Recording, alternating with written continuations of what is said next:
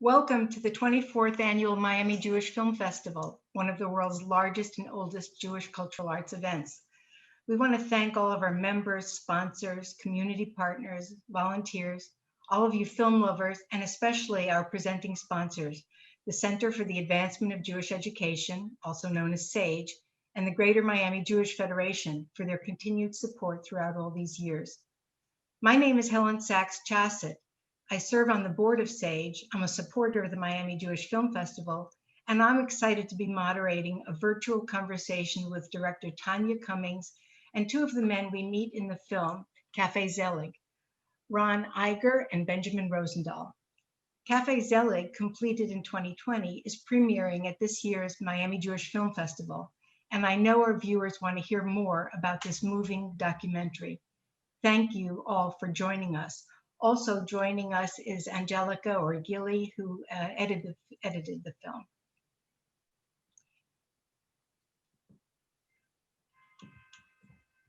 Ron, Yes. You're in Tel Aviv today? No, I'm Munich. In Munich today, I'm sorry. Can you tell us, Ron, how you became involved with the project? Well, I have a personal friend here in Munich. His name is Nathan Grossman, and he was a Holocaust survivor. And he introduced me Tanya. It was about 2 years ago, maybe 3 years ago. I don't know exactly. And so everything came in movement, and Nathan was very interested to stay with me in contact because my family came original. My father is born in Skerj, it's close to Lodz, and Nathan is born in Lodz, in Skerj, also near Lodz. So it was like he was like getting in contact with somebody, could be my father, you know. So it was a personal relationship. And we know each other because we have a kind of jour fixe. We meet. There are some people here, Israeli and Jew people. We meet every 6 or 7 weeks in hotel here. And Nathan and I were both all the time meeting each other in this hotel. And therefore, Nathan told me, yeah, he knows Tanya, and she had a film with him together, line 41, and then she talked. I introduced Tanya, and she told me she's working on a new project, Café Zelig, and it was very much. I was very much interested in all this thematic thema in English. My English is it's not very fluid in the moment, and so Tanya asked me if I can take a small part in this film. So I did so, and I was in this case I was joining to the film teams to a trip to Poland. And it was really very, very interesting for me, and I enjoyed a lot. It makes me very happy. On the other side, it was ridiculous for me to see what happened to the old Jewish society in Poland. And well, everybody know what I'm talking about, you know. Yes, the relationship that you have with Natan is illustrated so beautifully in the film, and you clearly enjoy each other and help each other, and certainly your fluency with the languages helped him, and you could go back and forth with the languages. Did you have any fears or trepidations about going to Poland? You're talking about next time, or no? Were you at all hesitant about going with Natan to Poland? Not really, not really. So it was for me. It was okay because I was. Nathan told me lots about Poland, and Tanya also. So I was very good informed in advance what will come, and it was everything perfect. Mhm. What were some of your feelings seeing Lodz through Natan's eyes? Well, Lodge is for me it's a magnificent place because well, for me it was a central of Ashkenaz in the past. You know, all the big Jewish life was concentrated mainly on this area around Lodz, and for me it's like. Getting in contact with a Jewish history, you know, what's not existing anymore. You know, it was. I was shocked to see the concentration camp in Chemlo, and but I see all around Lodz. I see footprints of the Jewish life in the past, you know, and it was incredible for me. You know, when you're Nobody's visiting, there. All the Jews are right, gone, you know. right. They have When only 200 people, 200 Jewish living in Lodz. That's all, you know. Mhm. Today. When you visited Lodz, Natan pointed out that his family did not have the trappings of wealth or standard of living that families like the Poznanskis or perhaps even yours had. Do you think that Tanya's inclusion of these comments in the film might help to break down the stereotype of the Jews? I cannot understand 100% your questions. Can you? Yeah, yes, you know, I'm a little bit. I'm suffering on the cold, and I'm not 100%. no, Excuse me. I was interested, and maybe I was interested in the fact that Natan pointed out several times that he grew up in a family or with Yeah. fewer resources. He didn't have the kind of table settings or furnishings that that the Poznanskis, the wealthy Yeah. industrialists in Lodz had, or perhaps even yours. And do you think that this whole idea, the stereotype out there of the wealthy Jew, might be broken down by what Tanya included in the film?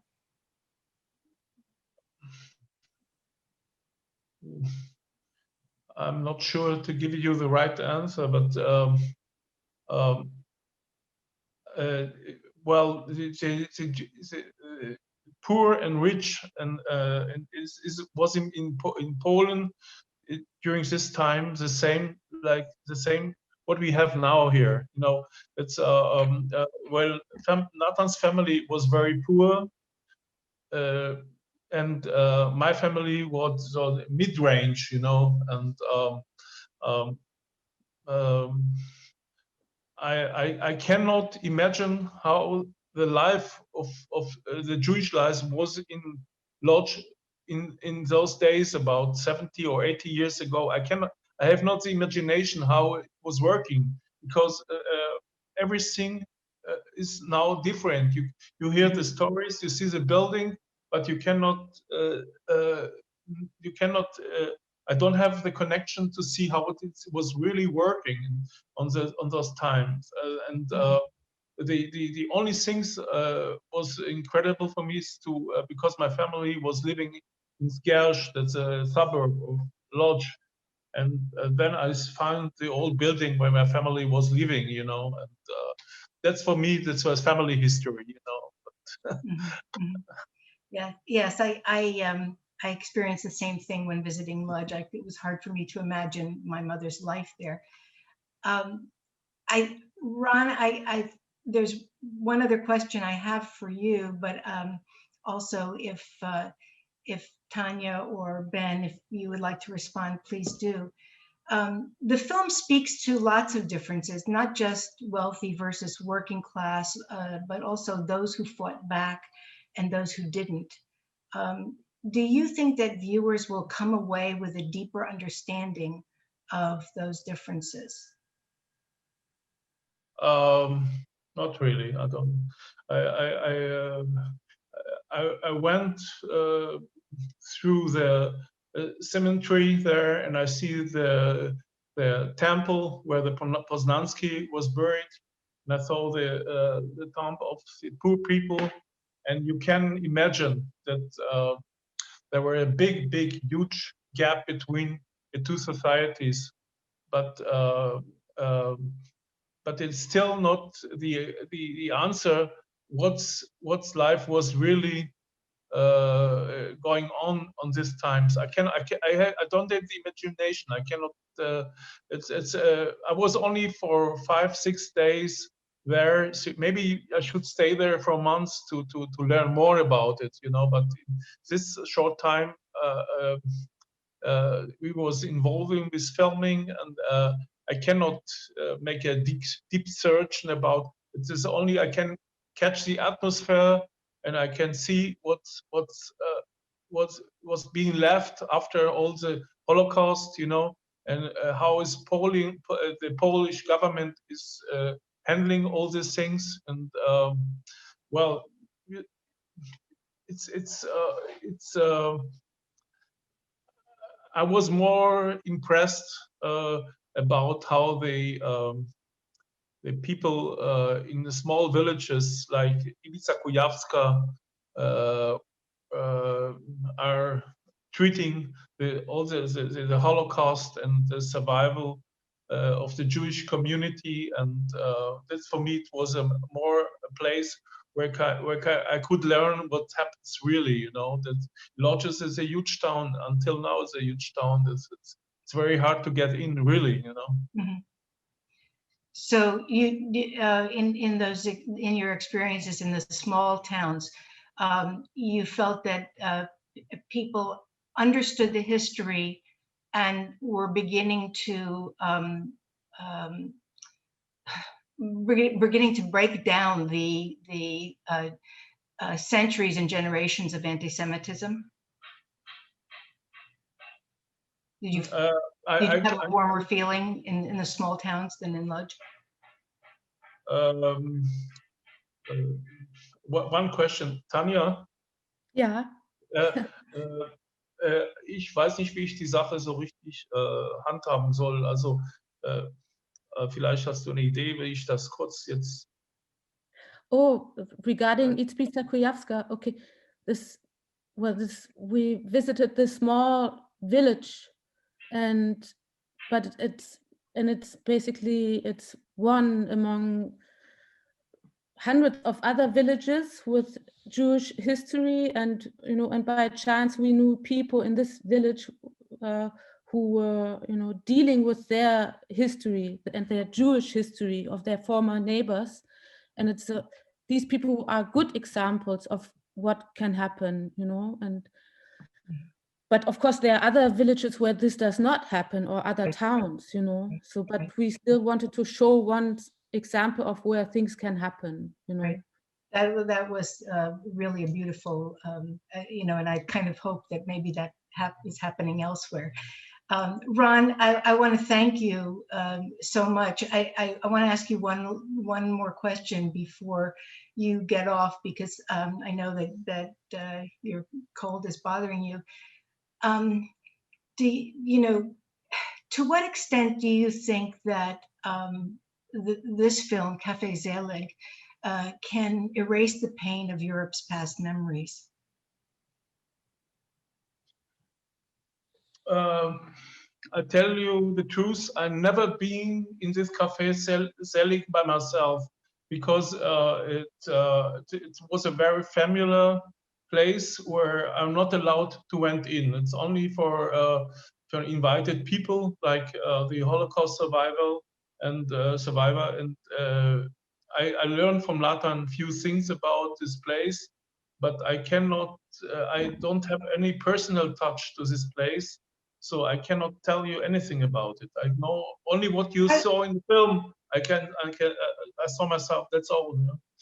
Okay. So, but so you have you seen the film? You've seen the film from beginning to end.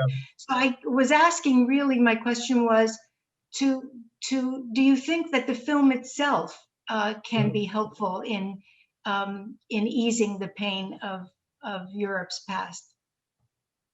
Well, I believe that the visitor on this Café Zelig, and and for them it's a very, very big moment. They can touch one to other the pain, the suffering in the past, you know, and I think they give him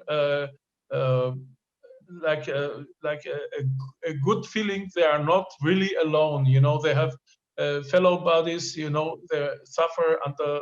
There was sharing with them the same experience they did have in the past, and well, it's amazing, but people told me in the past that Holocaust survivors cannot talk about what happens to them in the concentration camp.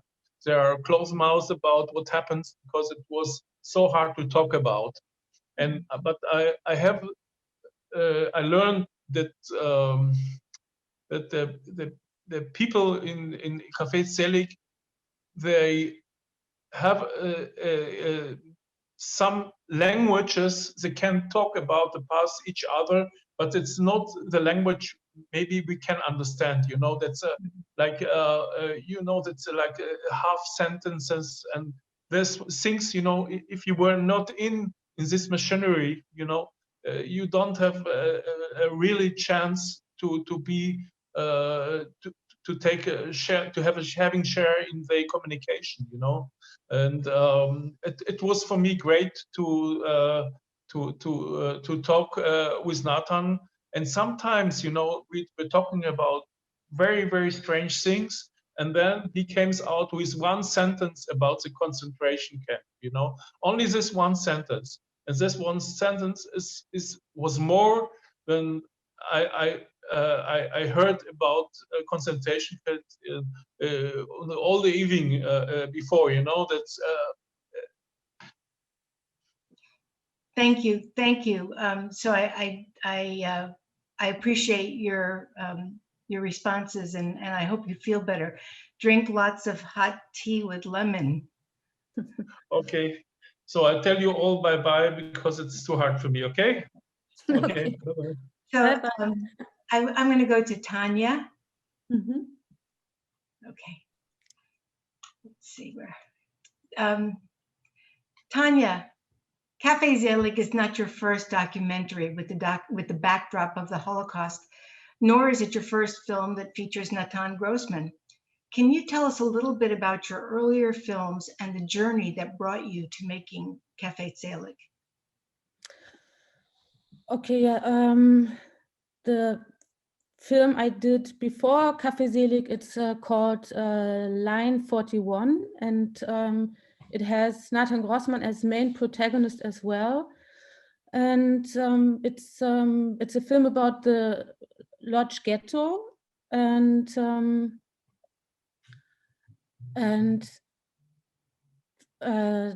okay, I spent many years making this previous film, and we showed it quite a lot in Germany, Austria, also in the United States.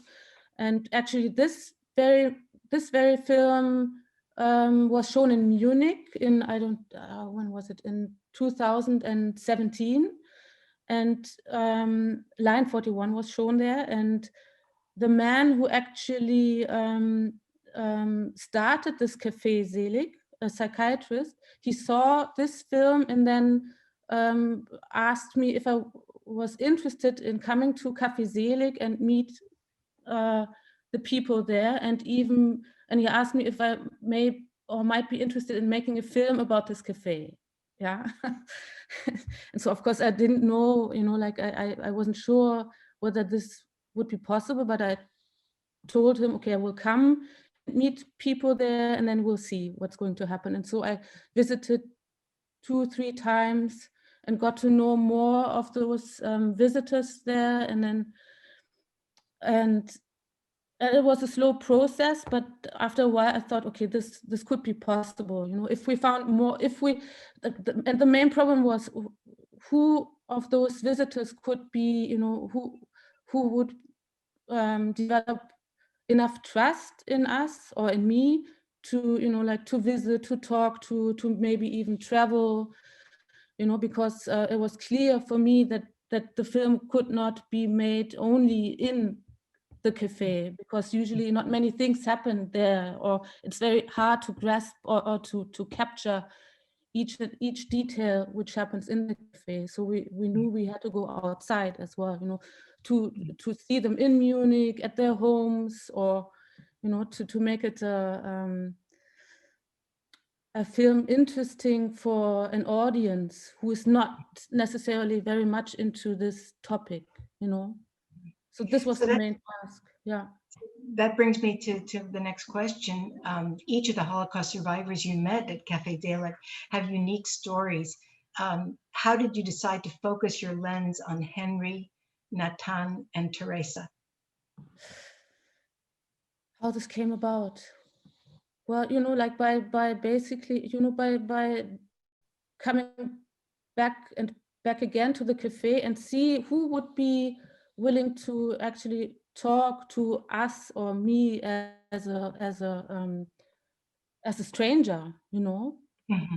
Mm-hmm. And for some I knew, for some visitors I knew would not really be willing to talk to us or not even be filmed. So we actually, when filming in the cafe, we always had to take care of not having certain people in the picture. So it was always very sensitive to film in the cafe, and this was also something we were told, not to disturb the actual meetings. You know, we basically had to be almost invisible, you know, not to be a, you know, like the normal procedures, but at those meetings were, you know, not to be interrupted. So we had to be very small team, just me and the cameraman, and at certain points also someone, you know, with, you know, recording the sound.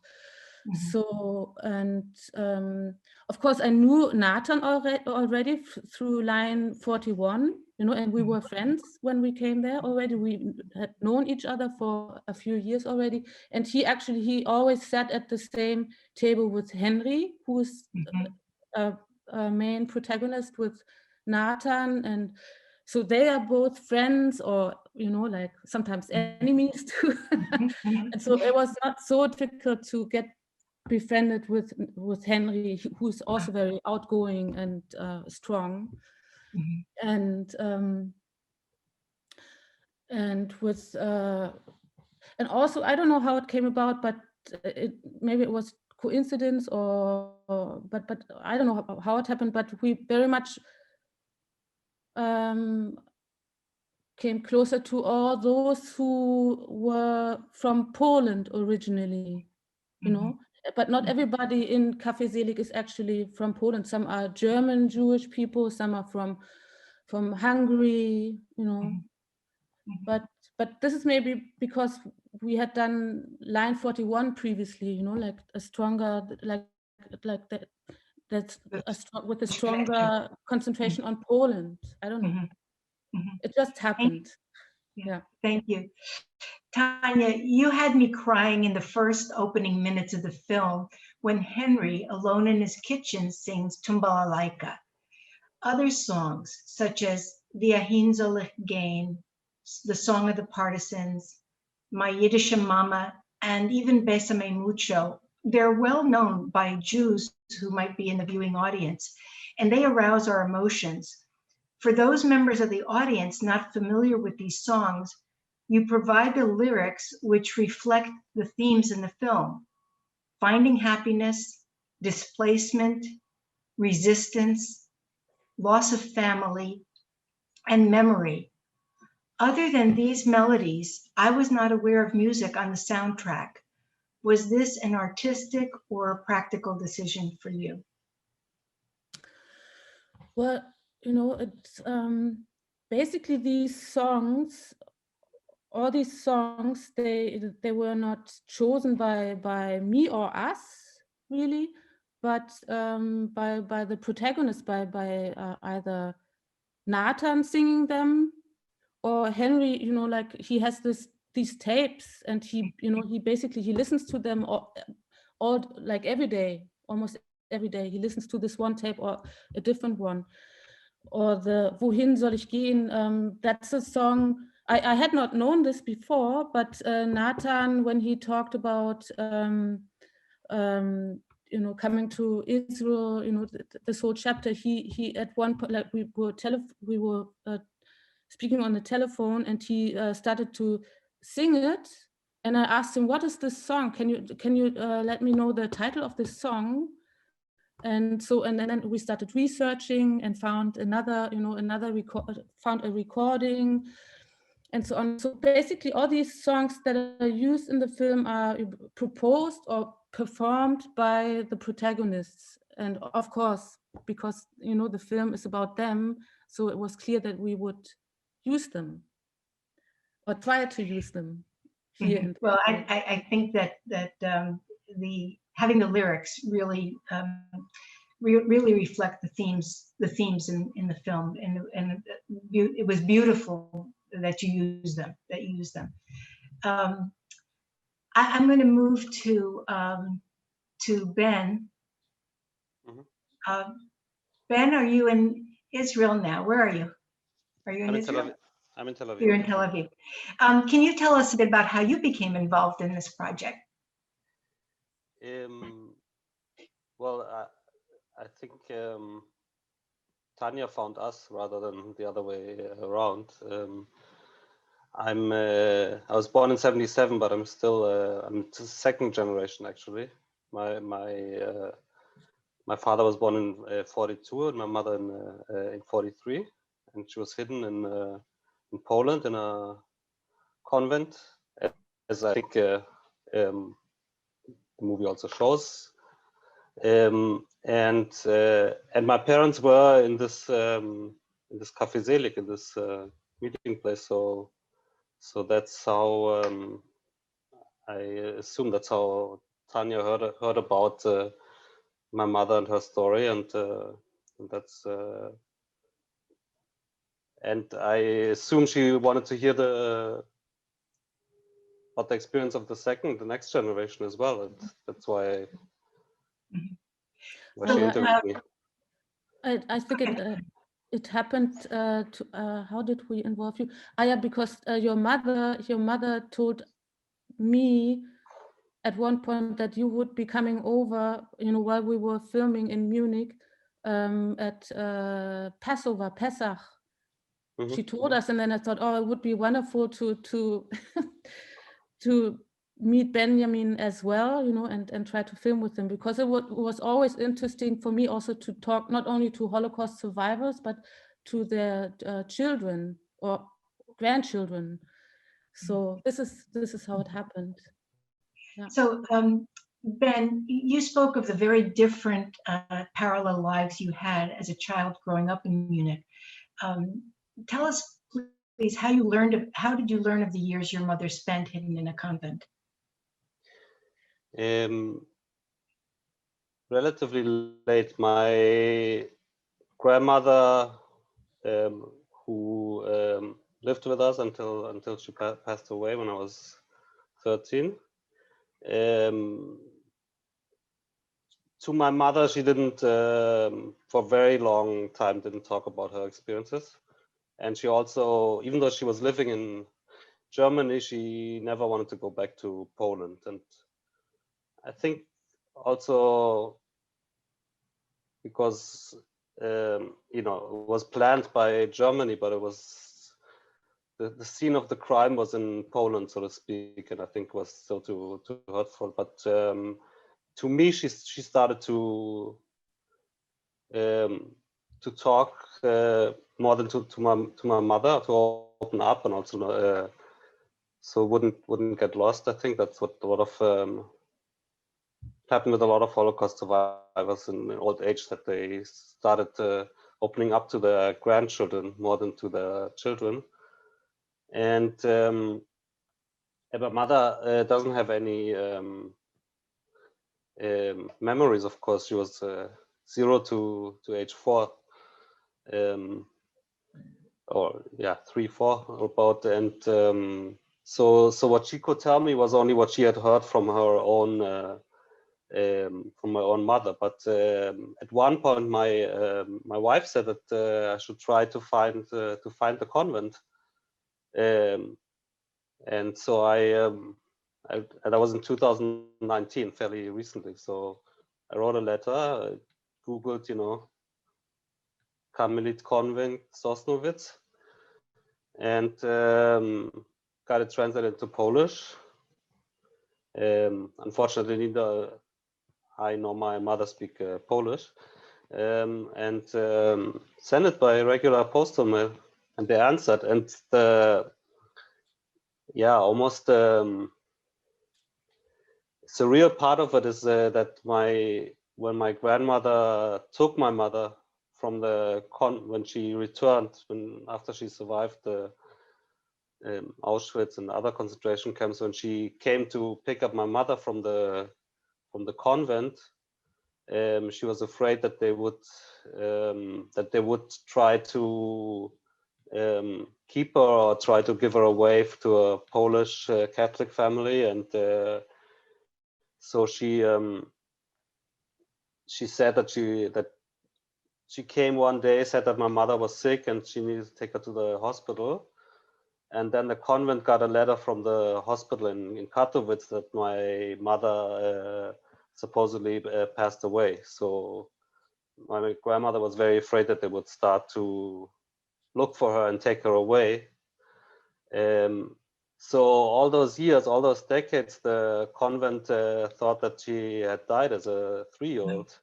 And then, 60 years later, 70 years later, they get a letter from the son that she not only, survived, but has, a son, has granddaughter. And, So yeah. it's really interesting because Tanja spoke earlier too of lack of difficulty building trust, and so we can understand how our parents or grandparents who have these experiences have difficulty with building trust. Ben, how do you think the knowledge of your mother's experience of being a hidden child shaped your perception of living two lives, the Jewish and the secular? I think it's an experience that many Jews of my generation, of second, also of the third generation, shared. These kind of parallel societies, and something that's it is, I would say, something that comes from descendants of Holocaust survivors, Jews from the Middle East, or who didn't have this experience. I don't think. I think we're more integrated in the general society. But I wouldn't say it's specifically to the experience of my mother being hidden. If anything, yes. No, you're saying basically of being a Jew in the diaspora. Yeah, not only this. Also, I was born in '77. In the 1980s, the perpetrators of the Holocaust were still were starting to reach older age, but they were still very much around and walking the streets together with their the descendants of their would-be victims of the ones who survived it. So I have not something that happened to me, but to a friend of mine, a story that on some anniversary of a Holocaust-related date, maybe even January 27th, like today, he saw a newspaper article on Baldur von Schirach, head of the Hitler Youth, and one of his classmates had the same last name, and the classmate, and he asked him, the classmate said, "Yes, I'm his grandson." So I didn't have any experience as let's say as maybe extreme, yes, but of course when I walked the streets, I did think, what did those older, elderly people or people in their 60s then do during the war? Also, what what did my classmates' grandfather always give them? Could be maybe a very nice grandfather who gives them sweets, but what did he do 50 years ago? That it was always on my mind, and I think not just on my mind. I think of Jews of my generation. Thank you. Ben, I'm going to come back to you with other questions a little bit later, and feel free to respond to any of the questions that I ask of Tanja or Gili. Gili, we see in Café Zelig Purim, Passover, and Yom HaZikaron celebrations. Your general audience may not be familiar with these. What was your thinking in including these? Either Gili or Tanja. The Pesach scenes and the Purim scenes. Mm-hmm. Yes, and yeah, I think they are part of a community celebration of Jews in Germany, and for me it's interesting. I mean, I have to say I'm also second generation, so it's not very far away from me. My grand uncle was murdered in Chelmno. I have the same experience than Benjamin in Germany, so it's why to put this in is because this Café Zelig has this kind of ambiguous community between very close and also how they are fighting, how they are competition making, and then but also celebrating. And this is I think how they speak to each other is very typical in a way. Also the competition. And for example, you didn't named Salo, who is also one of the very important figures in the Salo, the gentleman who walked out, he didn't want to hear. Yeah, I was going to ask about him as well. Can I add something small? Please, just go ahead, Ben. I think for me as a viewer, or at least as a Jewish viewer, it also makes sense that those holidays are included, because the themes are, Purim is about a pogrom, and Pesach is about the liberation, fight from slavery to freedom. I think the connections are obviously there. Mm-hmm. So it's meaningful to Jews, but also as education for the non-Jewish community as well. Yeah, but what I wanted to add is that it's this is also a movie about Holocaust survivors, and so the Jewish religion also, even when we celebrate, talks about persecution and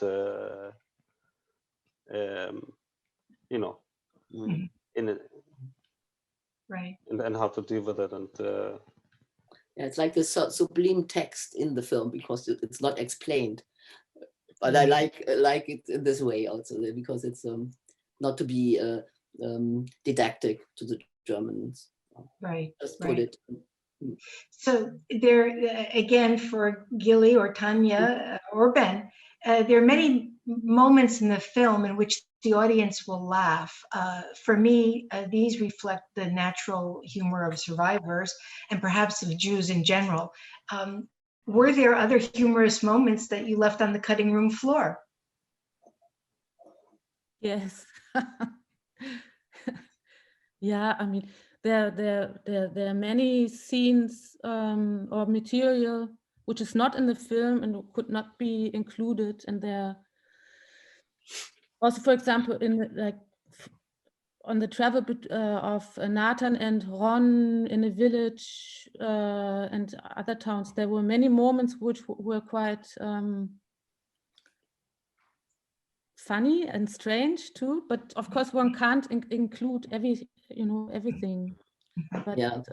they won't be lost. I will think about, In a way, also we decided in a way to really also to not only look on the survival or the survival of the protagonist, but also on the next generation. That was something that we then wanted to put in it.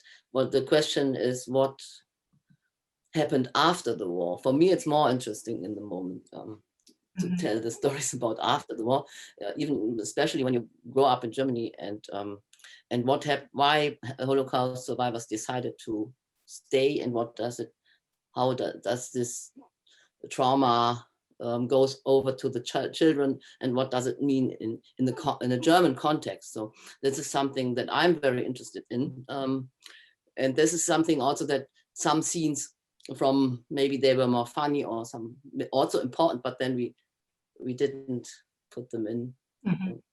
Well, you bring up this issue of survivors who decided to stay in Germany, and we saw two reasons. We saw one, or maybe more. We saw love. Love has no political boundaries. That was Natan's reason, and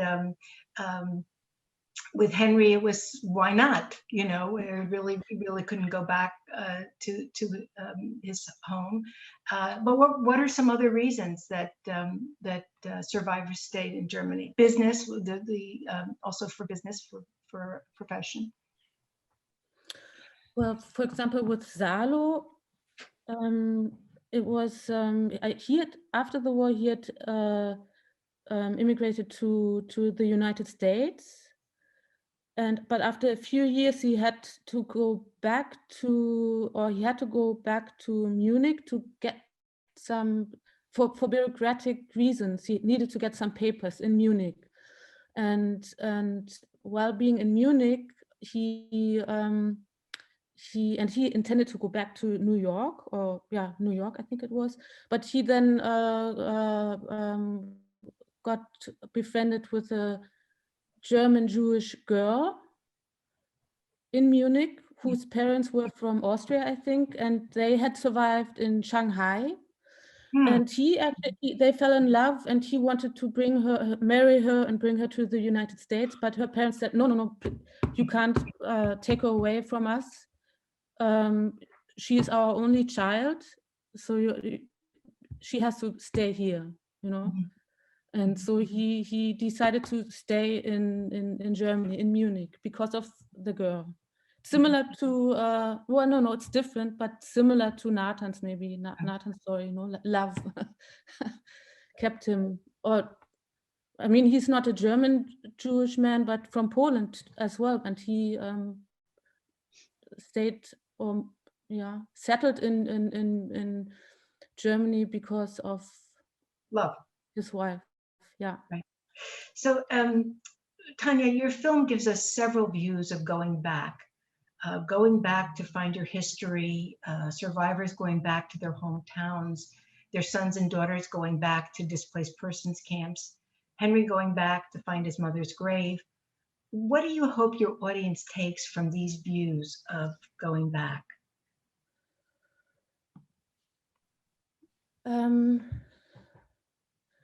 Well, it's, difficult question. No, we show the audience how strong, for some people or survivors, how strong the feeling is to see where they are from, and that some have the urge to go back and see where they are from, but just show them that some people have the strong feeling, but of course there are others who would not go back.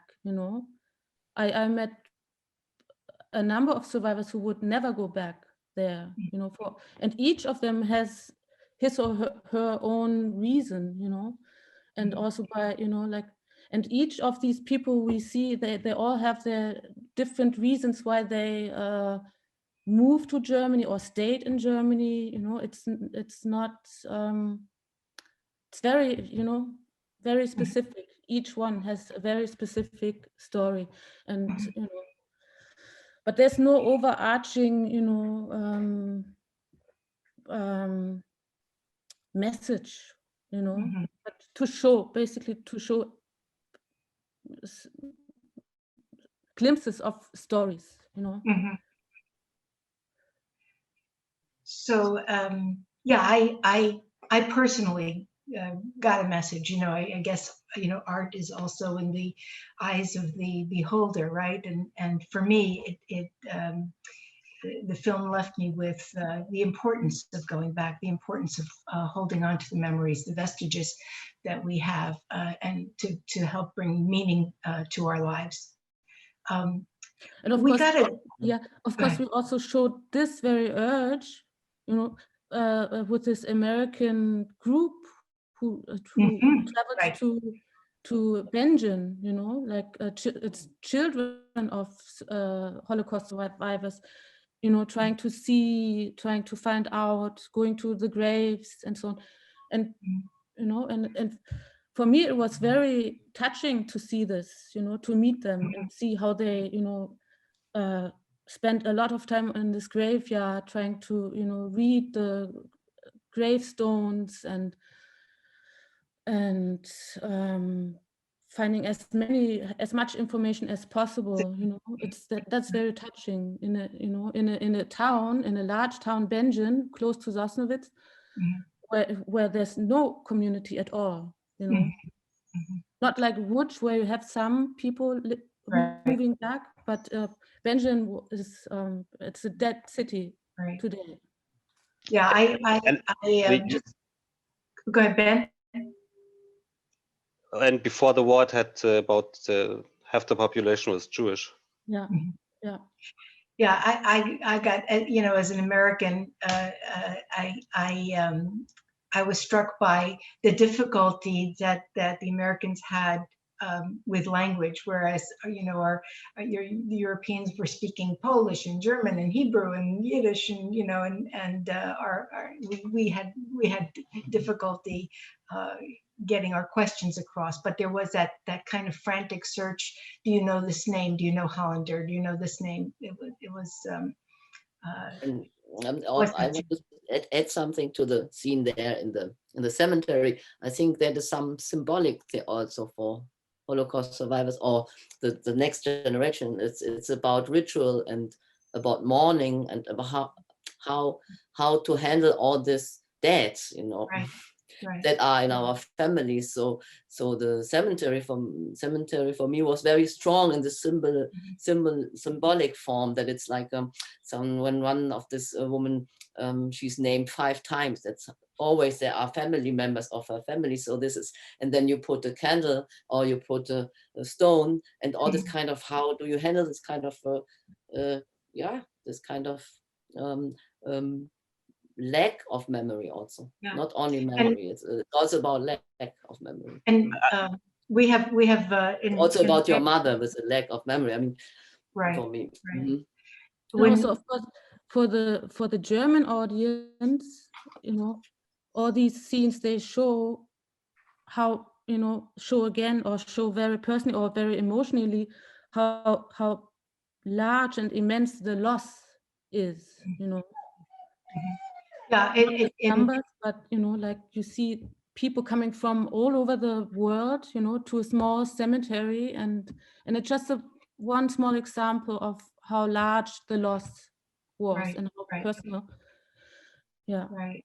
We have in Miami Beach a memorial to the Holocaust, which was built because survivors here didn't have a place to go. Their parents didn't have gravestones because their family was annihilated, and so that memorial has names of those who died, and that is a place that survivors and their children can go to, in the absence of a stone, in the absence of a gravestone. For Gili, there was a brief moment in the film during the Passover toast with a family that Natan and his hosts gestured to the camera. It was one of the few, perhaps the only moment in the film that we are aware that the filmmaker is there. how did you achieve the natural and authentic feeling of, being an unobserved observer in this film? I don't know if I understand the question, because I'm the editor. No, I'm observing from very far. So in the way after. So I don't know. Maybe Tanja should. That was the Passover scene. Yeah. Yes, the one with the boy with the very German. And when Natan, there's just one of the hosts. When Natan says, when he toasts, l'chaim, then they looked at the camera. That's really the only sense you had that there is a filmmaker making this film. Everything else, there's just a flow. It's just you're an observer at these events, at these Café Zelig. You're with them you're with Natan, you're with Henry when they go to Poland. You just don't have that feeling of the camera. So of course, I mean, the whole Passover film, or the Passover celebration, I mean, we were there as a team, camera team, and Natan, of course, knew we were filming, but he at the same time, at the same time, he always wanted, like all the time during that evening, he wanted us to actually join them, eating and drinking. So and that moment, of course, he for a quick moment he actually, it was on film when he tried to make us join the actual Pesach evening. So but and when we edited, we felt it was natural to just leave it, and show it.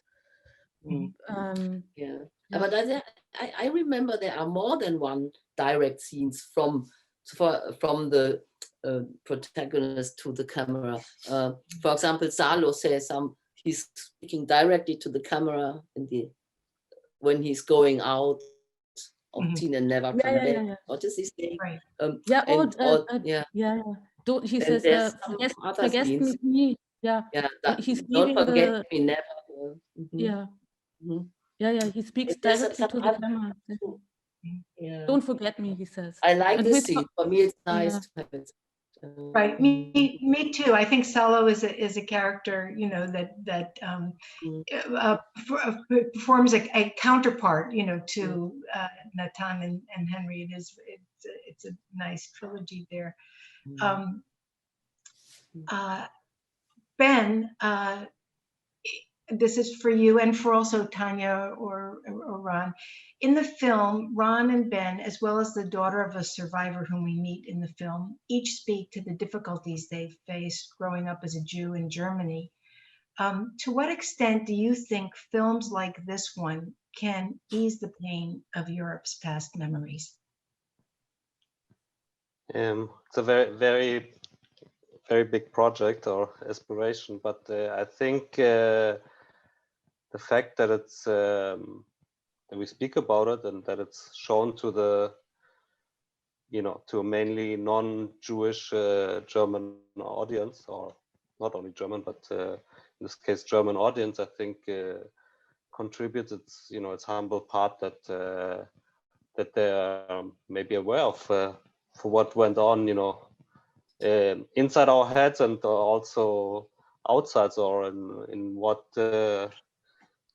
situation we were born in and had to live in. I think it was for classmates who knew me difficult to grasp maybe until we made it into a topic, and even more for, which I assume is the majority of Germans who don't even think about how, especially how trauma is also passed on to the next generation. I don't think it's until you live in it, I don't think it's something that you think about. And so I think to put it on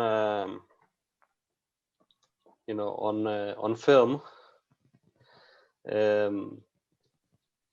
does contribute to raise some awareness. Mhm. So you spoke earlier, Ben, about second generation, third generation, that in some ways, for some families, the third generation knows more about their Holocaust history than the children of the survivors. Does that give that generation a special responsibility? I think the responsibility comes from the fact that the third generation is most likely the last generation who still, meets their grandparents and talks to them, and the fourth generation will only hear it secondhand. Mm-hmm. Mm-hmm. So I think from the circle of life itself is gives us this responsibility to carry on and to keep the memory alive and. Mm-hmm. Thank you. Yeah. So, Tanja, I felt that the Holocaust is a silent but looming character in your film, Café Zelig. We see it reflected briefly in the visit to the memorial at the site of Chelmno extermination camp.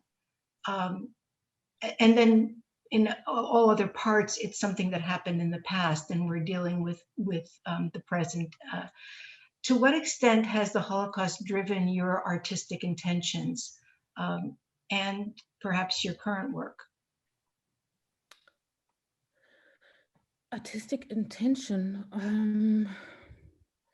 Well, regarding this film, Das Selig, this, the topic was basically brought to me, and, it's, I didn't really choose it. Like, it was brought to me, and I had to deal with how to, try to figure out how to show it in a film, that it captures the audience. Of course, everyone knows from books in school, what it is about, but in a film you always have to deal how do you show it, how do you show it, how do you in which locations you show it, with whom do you show it, and not to like and always with the question, how can you keep inform the audience but not over inform it, so in that, in Das Selig, that, or Café Zelig, this was the task, and not to, and the task is always how much information does the audience need to understand, as a background information, and how much information would be too much, because the film, or this is what we always thought, or I thought, it's not, it should not be didactic in a way, not be, this is what you have to know and so on, but it has to flow naturally in a way. And of course, okay, in the film we are at only one camp, Chelmno, Kulmhof, which is not so very much known by a normal audience, and by not going to Auschwitz, which we of course could have done, but to go to a camp which is not known and is at a place, which, if you are there, is very beautiful, very nice landscape, and then you come to this camp and it's even more, it's horrifying, being there. And of course it's difficult to show, but but we always try to, with the material we filmed, to do as much as we could, to transport some of the horror.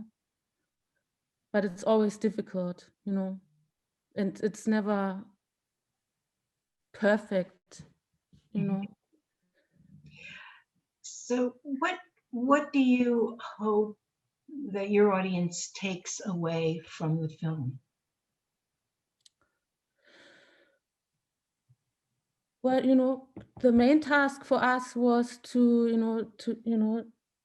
use the, because it's the last chance to speak up with survivors, it's the final years to speak to them. And for me, this was the main task, to try to talk to them, and of course, and then, and to record what they have to say. And of course, one hopes that all their stories, or fractures of stories, touch an audience, and this is, touches the audience, and even if they're more interested to go and research more for themselves, or even go to the places that were shown by the survivors, to learn more, and this would be all, to be touched and be informed, and to learn more. And nothing else, there's no overarching message. For me, there's no overarching message. So I want to go back and ask a question about your visits to Poland. We get a glimpse of the Poles in Benjamin reacting to Henry, courteous, but somewhat cold. Can you tell us a little bit about any challenges you faced when filming in Poland?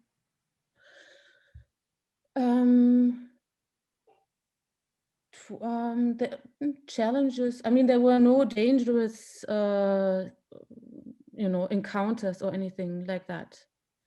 Of course, one hears that the political situation is not well.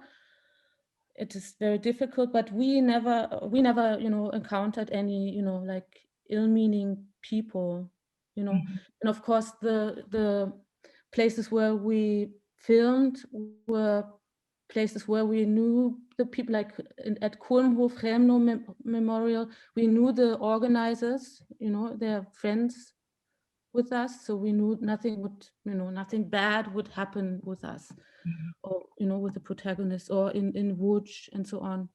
Mm-hmm. And in Benjamin, we basically and very important is the cameraman Marek, he speaks Polish. Mm-hmm. So whenever some problems would come up, he knows how to talk to Mm-hmm. them, in a friendly and funny manner. Mm-hmm. And also Nathan, whenever, also with Line 49, when we filmed in Poland, Nathan is so well-meaning and friendly Mm-hmm. and funny. He would always ease situations, when things would be a bit right, strange, yeah, or cold or unfriendly. So, mm-hmm. so Mm-hmm. I'm basically, we were lucky, Mm-hmm. So I had another question. Go ahead, Ben. Go ahead, Ben. No, I just wanted to add that at least from my surroundings, what I hear is that as when it becomes personal, when people want to see the form, pre-war apartment, that's normally when the conflicts start. That Mm-hmm. people feel that you accuse them that what some Poles did to take the apartments of their Jewish neighbors when the couch was still warm. Mm-hmm. And so that I know causes tension.